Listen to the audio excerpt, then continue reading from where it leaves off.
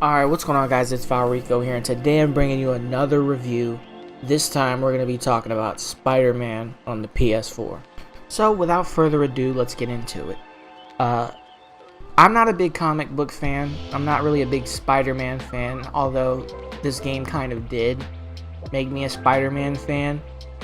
I watched The Punisher on Netflix, but he didn't have any superpowers, and that's mostly the reason why I watched him, because he didn't have superpowers. He just killed people, and I thought that was awesome. And also John Bernthal's a great actor, but that's besides the point. I bought this game because I saw the trailers and the graphics and stuff looked nice, and I bought it because it's the first game coming out this holiday season, like the first big release. I think a week after that, Tomb Raider came out, and I haven't gotten that game yet, but I will get it.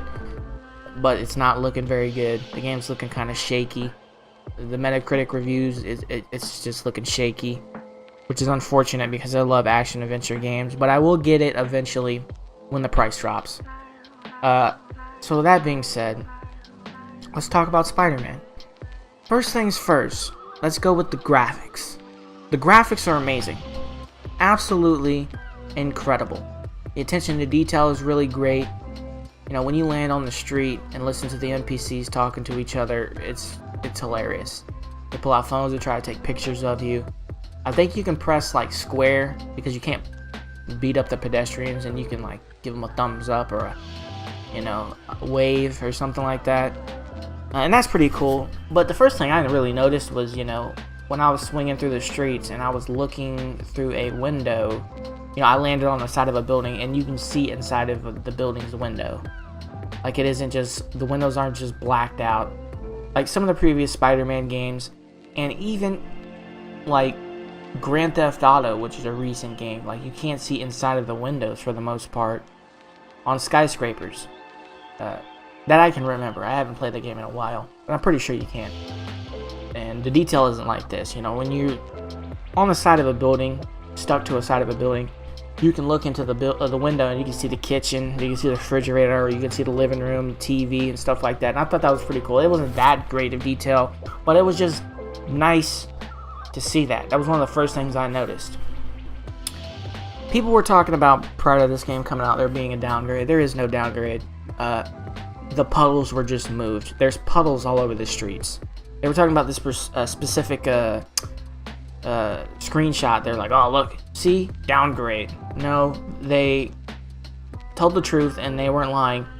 They changed the lighting, and the way that the Spider-Man suit looked. It was less shinier, which is a smart thing. I mean, why would a Spider-Man suit really be shiny to begin with? That's pretty weird. But they changed that, which I actually thought was a good thing. And they also moved the puddles. There was puddles where you were to fight this enemy, and I played through the story, and I actually got to that area, and I was like, oh yeah, this is the spot where they said there was a downgrade. But swinging through the streets for 15 minutes, especially when it starts raining throughout the game, it's not even debatable. It's stupid. There was no downgrade. The game looks amazing graphically. Oh, and I forgot to mention that there will be no spoilers in this review. I'll put it in the title, obviously, so there won't be no spoilers when I get to the story part. But anyways, there was no downgrade. The graphics are nice throughout the game. It changes to night, and there's not really day and night cycles. It's just when you get to certain points of the game switches to night, or switches, and it's raining. And the rain looks very nice. Actually, some of the best rain out. Yeah, some of the best rain. I always look at the rain. I'm weird like that. I like, when I look at the new graphics on a new game, I look at rain and water. What does the rain and the water look like? Because that's very hard to develop. It's really hard to design the rain and the water. Sometimes it looks fake and it looks like snow. Other times it's too thin and you can't even see the rain falling.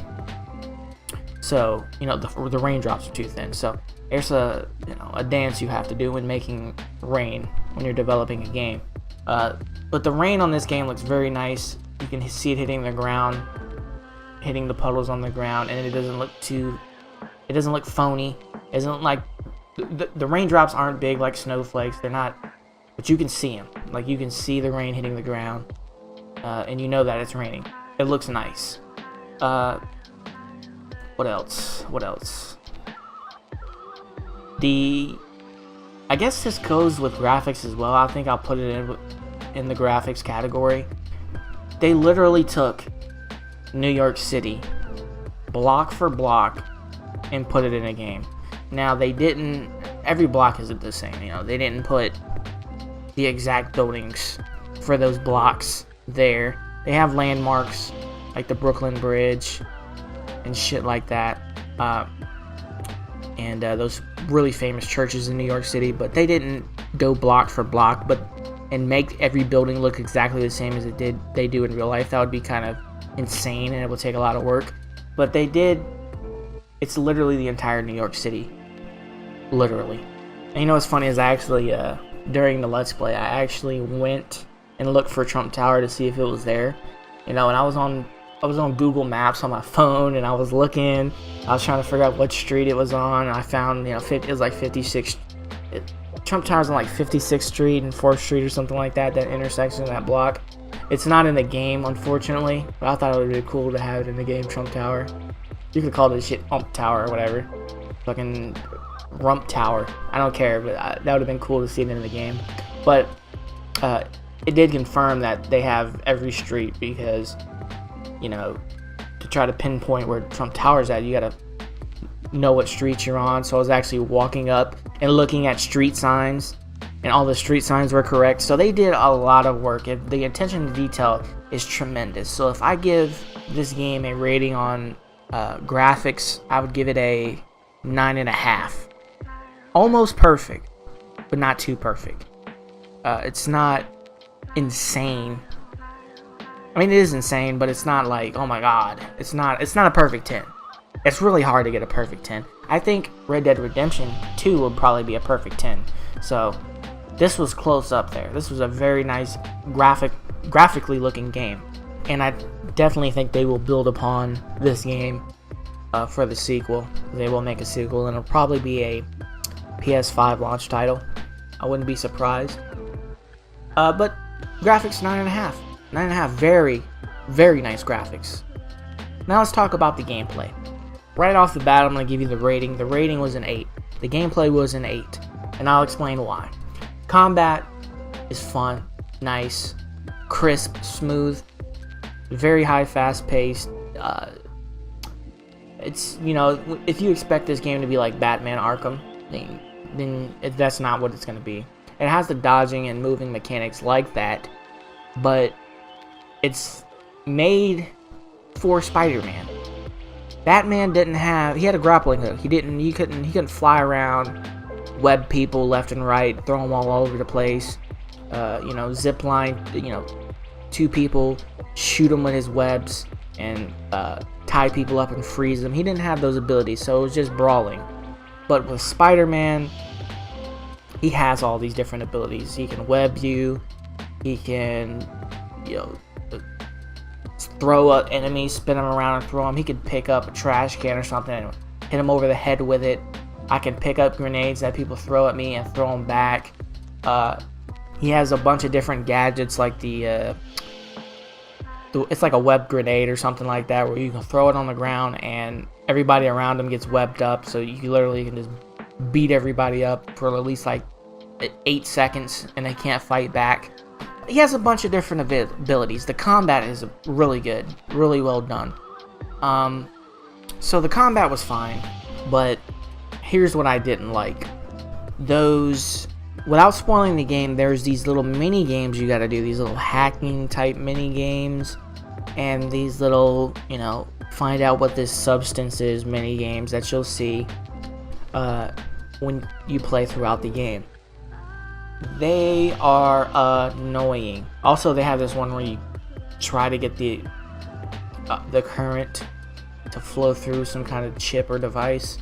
It's annoying. It ruins the pace of the game, and I feel like they knew it was annoying because, you know, after about a minute, if you couldn't figure it out, you could press, I think it was R1 or L1, and you can skip the entire thing. And that's what I ended up doing towards the end of the game. because it just ruined the pace of the gameplay. I don't have a problem with the gameplay slowing down, like, you know, in Uncharted, where you're exploring for a while, then you get enemies for about 10 minutes, and then you explore for 15, get enemies for 10 minutes, you know, back and forth. There's no problem with that. I don't mind the climbing and shit like that of like a game like Uncharted or Tomb Raider. But when you literally have to, they put brain busters in the game where you're just sitting there trying to figure out this dumb crap. That's really just annoying, and it slows the pace down. It really pisses you off. And I'm glad they put a skip button in there. So they did save themselves, because I think they knew, like, and this shit's kind of, you know, when you take it to the, when you take the game to E3, and you let some of these journalists, you know, play the game behind closed doors. I don't think they did that. I don't know if they did or not, but I'm sure they had testers, game testers at least, playing the game. Yeah, they were probably sitting there, like, confused as fuck, trying to figure out how to beat this shit. They're like, and then the developers realized, oh, this shit's a little bit too unnecessarily complicated. It's not really that it's complicated, it's just a hassle. It took the fun out of the game. So I hated that shit. So moving on from those stupid mini games, the rest of the gameplay, you know, moving on from the combat, webbing through the streets is amazing. By far the best web swinging in Spider-Man history. I loved it. It was fast. You know, I like the fact that when you ran into a building, you didn't just stick to it. You could actually run up, which was tight. It gave you like this kind of parkour kind of feel, and you just kept moving through the streets fast, just slinging through the streets. I love that shit. I enjoyed webbing through the streets. Normally, I'm a type of person where I like to fast travel after a while. But on that game, I really didn't fast travel to like the very end of the game, because I enjoyed just web slinging through the streets and flying through the streets. It was so much fun. Alright, so moving on to the missions and mission structure. The blue side missions were really fun. They had like some kind of story structure to it. There was a payoff at the end. And actually, I think one of the blue side missions, you fight a boss. I won't say who it is, but you do. So I recommend that you play the blue side missions. Now, these other side missions, all they really unlock, from what I can tell, are just suits. And honestly, they give you a ton of suits just playing the game. I pre-ordered it, so I actually got a couple more extra suits. But other than that, it's mostly just the same kind of cookie cutter type, almost like Assassin's Creed, Far Cry, you know, attack a base, beat 'em up, rinse and repeat. Which I don't fault them for, because it's their first game. If they do this again in the sequel, that's going to be bad. They need to change the mission structure up for these little side missions they want you to do, because they're mostly all just the same. I just stopped doing them after a while because they were not entertaining. It was just the same. Arrive, whoop ass, leave. That's it. Arrive, whoop ass, leave. And there was no, like, mission, like, no story weaved into it. It was just, you know, a part of what you do. You know, it's almost like, it's like, basically what it is like, there, you know, when you're swinging through the streets, there are, like, crimes that go down, obviously. That's really not a spoiler. And you can fly in there and whoop some ass and help the cops. And basically what these other little, you know, side mission, not side mission, but little base attacks are pretty much what they are. Little bases that you got to take over. That's pretty much what they are. They're crimes that you can actually find and you don't have to wait on, is basically what it is. So after a while, I just stopped doing them. They just got boring and repetitive to me, so they need to change that up. They need to change the mission structure up on those little base attacks, whatever you want to call them. So that's why, to me, and I'm kind of feel like I'm being a little bit generous, the gameplay gets an 8, because I feel like those side missions and those stupid hacking missions took away. They were just filler, and they just took away from the action. So with that being said, it gets an 8. gameplay wise. Let's move on to the story. The story was amazing. I give it a 10. If you're comparing it to the old Spider-Man games, I'm giving it a 10. If you just didn't do any of the side missions and you just played the story was awesome. It was action-packed. There was character development. It's really hard to talk about because I don't want to give no spoilers, but I want to just talk about Peter Parker.